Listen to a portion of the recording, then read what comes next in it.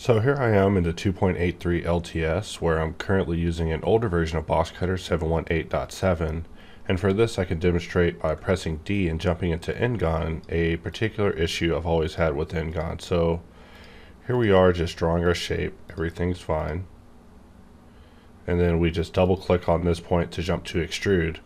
If we press shift or if we press tab in order to pause the shape, we can grab this draw dot and begin modifying the shape, which is great.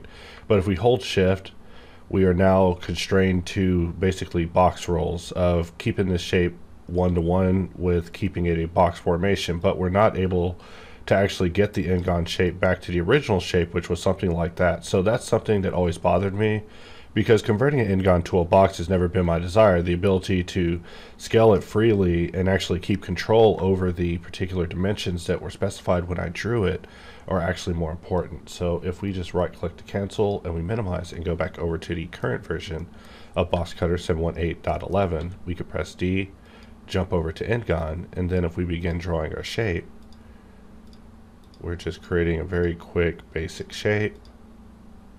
Double clicking on this last point to jump to extrude, we can press tab to pause it, and then when we grab the draw dot to begin maneuvering it, we're able to maneuver it freely, of course. But if we want to get back the original dimensions, we can just hold shift and get back the original dimensions of this shape without having to have it jump to a box formation. So this is a change that I've wanted for a very long time, just so I can be a little bit more free whenever it comes to Ngon. So just know that now there's one-to-one draw support on the draw dot when it comes to Ngon.